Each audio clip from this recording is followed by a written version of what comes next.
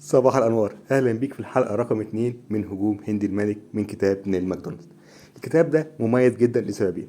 أول حاجة، أنا ما قابلتش على اليوتيوب حد بيشرح الكلام دوت بالتفصيص والجمال ده. يمكن في كورسات مدفوعة بقى عند تشيسبل أو غيرها، لكن حاجة بمجاني كده ما شفتهاش. رقم 2، إن هجوم هندي الملك ما هو إلا ريبرتوار كامل. يعني أنت حضرتك تعرف تلعبه ضد الفرنسي، كاروكان، صقلي. مش بس كده، لو عمل حاجه اسمها ريفرس كينجز ديفense وهنشوفها، او البيشوب اف 5، او البيشوب جي 4، او الكوينز اندي، او الدوتش، او الكينجز انديا اللي هو كمان لاعب كينجز انديا. الله، ايه الجمال ده! يبقى اذا حضرتك قصاد ريبرتوار كامل ما عدا الاسكندنافي. بس الاسكندنافي لو انت بدات بالنايت مش هيبقى في اسكندنافي، لا هيبقى في اسكندنافي ولا هيبقى ايه طبعا في اي 5. طب الكتاب ده يستحق الاعجاب ولا لا بقى؟ طيب، هتبدا معانا يا عم نيل بايه؟ قال لك انا هبدا معاك بالدفاع الفرنسي، وبعد ما نخلصه هندخل على الصقلي، وبعد كده ندخل على الكاروكان، وتتولى فصول الكتاب. ماشي، كلام جميل. تعال نبدا فرنسي، تعال نبدا فرنسي.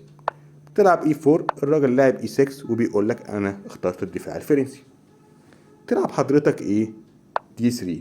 الله، ايه لعبه البيضه الضعيفه دي؟ مش افيد اطور النايت مثلا؟ لو طورت النايت الراجل يقدر يلعب الدي 5.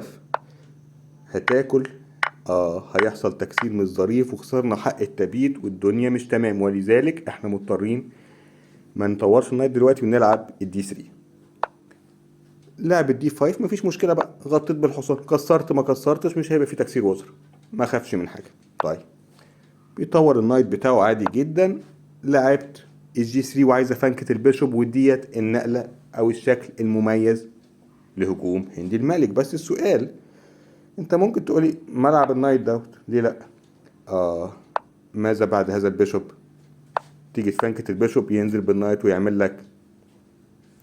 لكن انت طبعا لو جيت الاول بالبيشوب مش هيقدر يعمل الكلام دوت. يعني لو حضرتك بفرض هو اختار يلعب البيشوب بتاعه وانت جيت، مش هيقدر هو ينزل بهذا النايت عشان الوزير ايه؟ مراقب المربع. فهمت الحدوته؟ فهمت ديت ليه؟ عشان قلت لك هنفصصها ايه نقله نقله. اذا بتلعب الجي سي الاول، والراجل ممكن يختار البيشوب سي 5 زي ما هنشوفها فيه تفريعات جايه، بس مش هنشوفها النهارده. الراجل النهارده اختار يعني يكون سباق بلعبه السي 5. ليه؟ هو هجوم هندي الملك في كلمه واحده، ايه هي؟ انا بهجم على جناح الملك وعايز ادي كش مات. فكتعويض للاعب بالقطع السوداء بيختار ان هو يهجم على جناح الايه؟ الوزير. فعشان كده الراجل لعب السي 5، وبعدين هتطور النايت وبعد كده هيلعب بقى بي 5 واي 5 ويعمل هجوم كاسح ماسح على جناح الوزير كتعويض على تقدمنا في جناح الملك. هنشوف بعد لحظات. ماشي. البيشوب جي 2، الخط المفنك فنكات البيشوب، يعني النقله المميزه لهجوم هندي الايه؟ الملك. طيب، بيطور النايت وانا طورت النايت بتاعي وعايز ابيت. طور البيشوب بتاعه للاي 7، انا بيت والراجل بيت. لحد دلوقتي عياد دي انا لعيب، عدانا لعيب.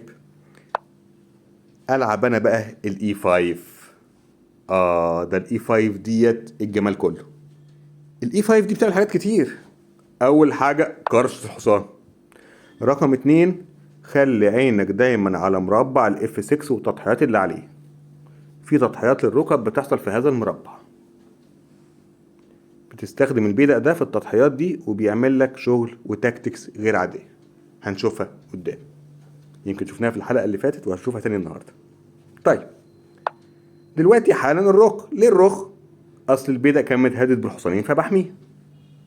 يبقى ده في امان. ده انا هحميه بقطع اكتر كتير كمان، اصبر عليا. بي 5، مكمل في خطته في هجومه على جناح الوزير. عندي كتعويض على هجومي في جناح الملك، بياخد مساحات وبيهاجم. ماشي، عداك العيب. اسحب الحصان بتاعي. معلش، في نقلة انا نسيتها، تسمح لي ارجع نقلتين عشان افكرك بيها؟ لازم نقولها برضو عشان خاطر ايه؟ شفناها في الماتش اللي فات. ايه هي؟ ان المرة اللي فاتت بعد ما انا جبت الرخ،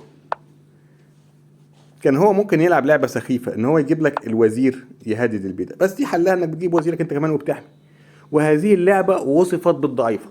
شفناها في الماتش اللي فات لما بيجيب وزيره عشان يضغط على البيضة. دي نقلة مش حلوة. امال ايه الاحسن من الوزير؟ ما تضيعش وقت، زي ما الراجل لعب النهارده بيلعب البي 5 وبياخد مساحه في جناح الوزير. معلش سامحني ان انا رجعت فيها وقلت لك تاني. طيب سحب الحصان بتاعه. انت عايز تعمل ايه؟ عايز اعمل بيه مناوره، اوديه الاتش 2 وبعدين الجي 4. ماشي، هتعملها ازاي؟ هوري سيادتك. A5 منه ماشي، مفيش مشكلة، لسه مستمر في التحضير لهجومه على جناح الوزير وبيحضر للبي 4، مفيش أدنى مشكلة خالص. H4.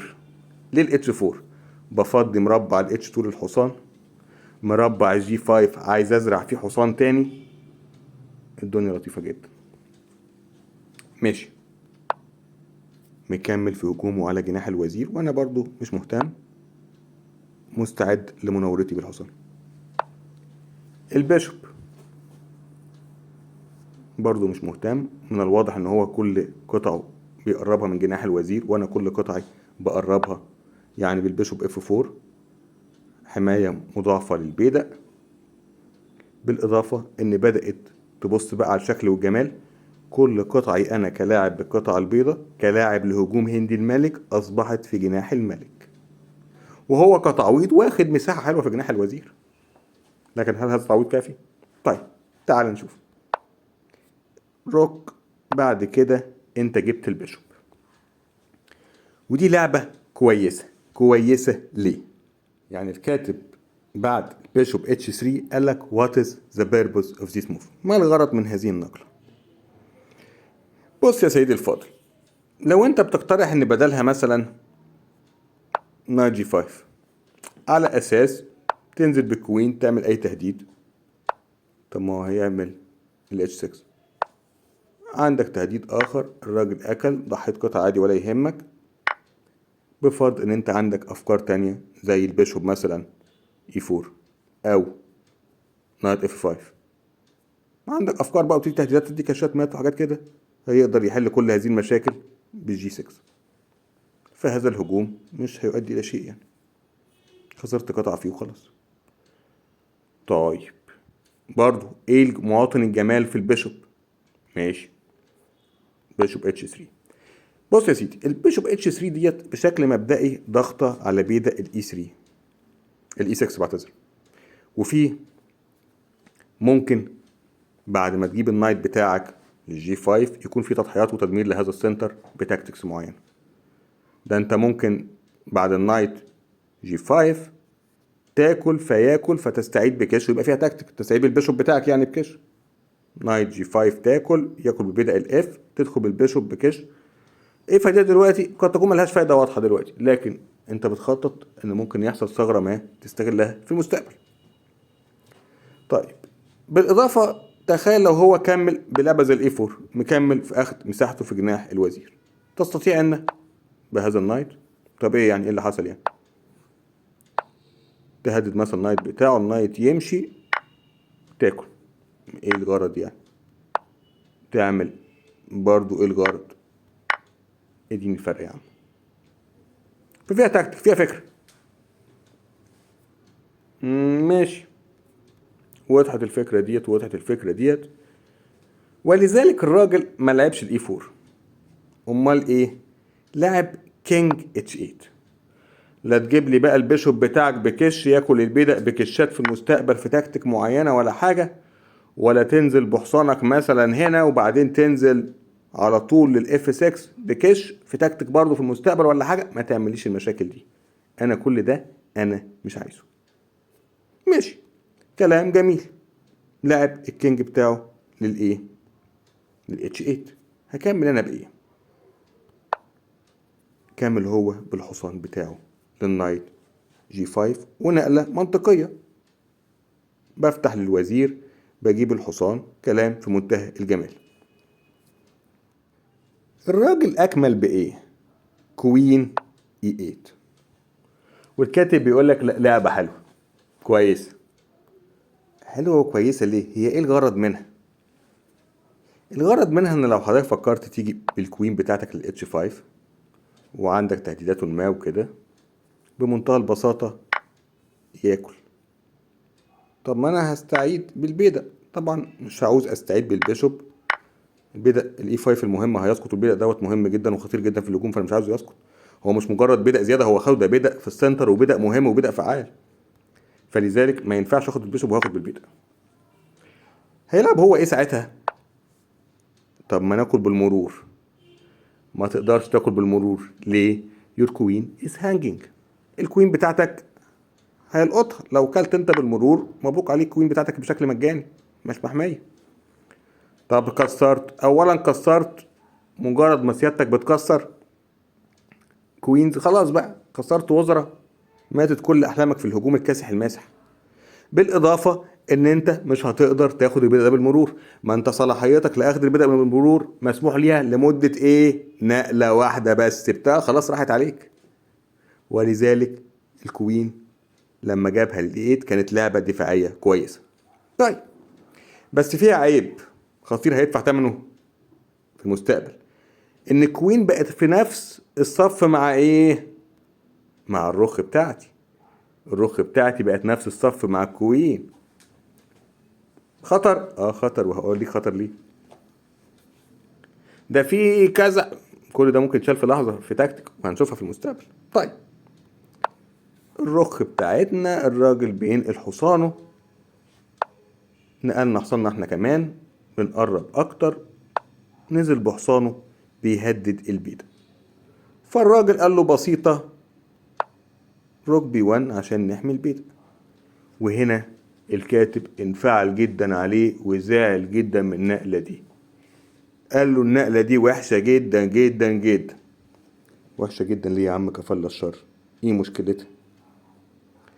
سيب له البيدة. طب العب ايه؟ العب نايت اف 6، دي تديك الافضلية.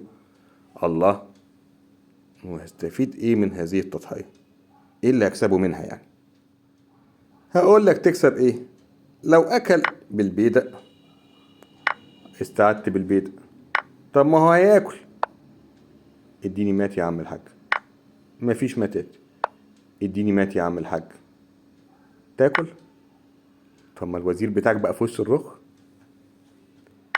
بفرض ان احنا اكلنا وزيرك لسه في وش الرخ، لو فكرت تحميه في مات قادمة. النقلة الصح في الحالة ديت هي الكوين اي 6 عشان تقدر تمنع. بناكل. هو ما شافش الحاجات دي، لا هو شافها، بس هي مشكلتها في ايه؟ ان انت خدت وزيره بس سبت له رخ وحصانين، فهو حسها ان كماتيريال مش حلوة. لا هي حلوة، هي حلوة لان انت عندك تعويض اكتر من كافي. فين التعويض؟ اتفضل نزل بالنايت. فين التعويض يا عم؟ ما انا شايفه. نجيب الرخ كش كش تاني. الله، مش بس كده، هذا البدء هيرقي لا محالة، قادم للترقية بشكل مخيف وحضرتك مش هتعرف تعمل حاجة.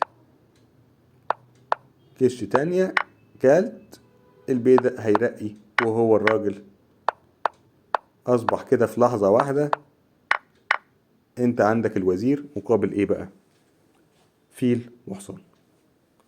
افضلية طبعا كبيرة ليك، قرب الخمسة على انجن. ولذلك هذه النقلة كانت عظيمة جدا. طيب في حتة تانية، هو كلب البدأ. طب لو كلب البيشوب هيبقى الوضع افضل؟ لا مش هيبقى الوضع افضل بعد هذه التضحية خالص. طب ما تورينا لو كلب البيشوب ايه اللي هيحصل. حاضر، التضحية بتاعتنا اهيت. كلب البيدق وحش، طب كلب البيشوب اوحش ليه؟ هتاكل بالبيدق هياكل. اديني مات، مفيش ماتات. اديني مات تانية، حلها ايه؟ ياكل وحضرتك تاخد الرخ. وفي الحالة دي الوضع ليس افضل ولا اي حاجة، وبرضه نفس الخاتمة الايه البائسة جدا. تفوق طبعا فوق الخمسة على الانجن. جميل. ولكن مع الاسف هو ما شافهاش، او يمكن هو راجل طبعا جي ام كبير وسط الخطوط وكده، لعل كان في وقت ضغط عليه او حاجة، برضه مش عايزين نظلمه. قال لك انا هضيع، خدت منه وزير بس ضيعت رخ وقطعتين حصانين، يعني قطعتين من يور بيسز قد تكون مش ربحانه معايا. فلذلك جاب الرخ بتاعته في البي 1 والراجل عمل هجومه. انت اكلت، هو اكل، وراح شايل الحصان عشان يهدد البيشوب مثلا. كانت دي اخر فرصه له انه يعمل التضحيه ويحافظ على افضليته اللي كانت في اللحظه دي على الانجن 3 وشويه 3.2 من 10. لكن هو مع الاسف شال الحصان بتاعه، وبكده اصبح الوضع تعادلي على الانجن 0-0. فالحقيقه بعد ما هو لعب الحصان بتاعه للاي 3، الكاتب بتاعنا ماكدونالد رمى بقى الجيم خالص وقال مفيش فايده زي سعد زغلول، واعتذر ان هو يكمل متابعه الماتش. قال لك الباقي من الماتش مش انترستنج لينا يعني، والماتش دوت الابيض خد امتياز الفيلين، ولكن مع الاسف الاسود عرف يحصل على التعادل، وساب لنا شويه النقلات اللي حصلت في الماتش عايز تبص عليهم، ولكن قال لك الموضوع ليس في دايره اهتمامات. ودي كانت الفكره البسيطه اللي حابب ينقلها لك النهارده في الدفاع الفرنسي. لسه مكملين مع الدفاع الفرنسي كام حلقة كمان عشان نهضم بعض التفريعات اللي فيه اللي ما كلمناش عنها في الحلقتين اللي فاتوا. بعد ما نخلص الفرنسي هندخل على الصقلي وبعديها الكاروكان وبعديها نكمل. هما كلهم 8 تفريعات، الفرنسي واحد وهيتبقى 8 تفريعات ان شاء الله نكملهم كلهم، وان شاء الله يكون مفيد ليك وتستمتع بيه وتستفيد منه زي ما انا مستفيد ومستمتع بيه انا كمان. سبسكرايب لو مهتم تشوف باقي السلسلة. اشوفك الحلقة الجاية على خير وسلام.